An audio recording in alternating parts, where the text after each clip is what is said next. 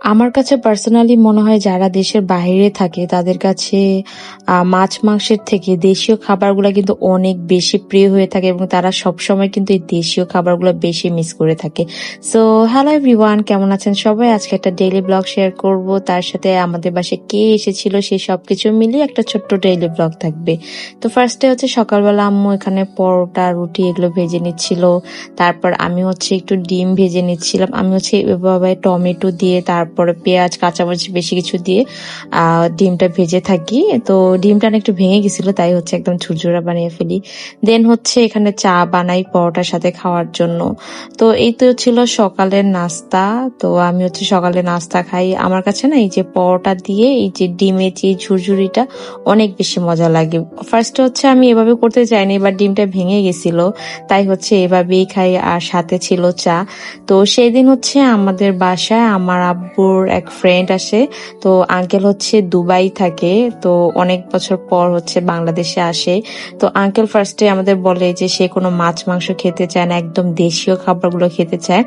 তো যদিও হচ্ছে আমরা মাছ মাংস আইটেম করেছিলাম, তো সেদিন দুপুরে হচ্ছে আঙ্কেল এই খাবারগুলো খেতে চেয়েছিল, তাই হচ্ছে আম্মু যত রকমের দেশীয় খাবার আছে, যে চিংড়ি মাছ ইলিশ মাছ ভাজি শাক ভর্তা মানে সবকিছু করেছিল। প্রায় মনে হয় 7-8টার মতো আম্মু আইটেম করেছিল। তো আঙ্কেল তো খেতে খেতে বলতেছিল যে কোনটা রেখে কোনটা খাবে। মানে এই সবগুলোই না খুবই ফেভারিট খাবার ছিল, আর বিশেষ করে আমারও না এই খাবারগুলো অনেক বেশি পছন্দ। আমার কাছে মাছ মাংসের থেকে না এই যে ভাজি ভর্তা কচুরলতি এগুলো যে এত মজা লাগে, এগুলো দিয়ে আমি পেট ভরে ভাত খেতে পারি। তো আঙ্কেল এগুলো খেয়ে খুবই হ্যাপি হয়েছিল। সে বলছে যে আমি মাছ মাংস দিয়ে এত খাবার খেতে পারতাম না, বাট এগুলোই দিয়ে আমার বেশি ভালো লাগছে। তারপর বিকেল হচ্ছে আমি একটু মানে রোল বানাবো, তাই হচ্ছে এখানে একটু চিকেন ভেজে নিচ্ছিলাম। তো রোল হচ্ছে আমার অনেক আগে করা হয়েছিল, এর মধ্যে আর আমি করি নাই। তো সেদিন হচ্ছে একটু তাড়াহুড়া করে করতেছিলাম বাবুকে রেখে।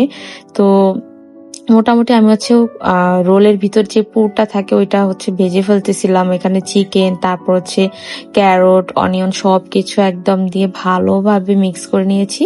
তো এই তো পুরটা হয়ে গেছে। দেন হচ্ছে আমি এখন শীটটা বানিয়ে ফেলবো, রোলের জন্য যে শীটটা লাগে ওইটা দিচ্ছি। এখানে হচ্ছে আমি ময়দা দেন হচ্ছে ডিম লবণ সামান্য দিয়ে আর পরিমাণ মতো পানি দিয়ে এই যে শীটগুলো বানিয়ে ফেলছি।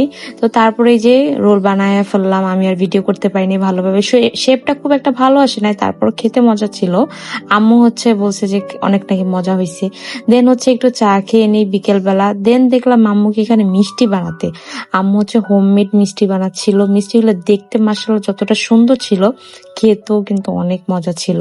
তো আমি হচ্ছে এখানে একটু মিষ্টিটা ট্রাই করতেছিলাম, আঙ্কেলও ট্রাই করছিল। তো মোটামুটি মিষ্টিটা কিন্তু ভালোই লাগছে, হোমমেড মিষ্টি। তো রাতে হচ্ছে আম্মু বিরিয়ানি রান্না করছিল। তো এই ছিল আমার ডেইলি ব্লগ। আল্লাহ হাফেজ এভরিওয়ান।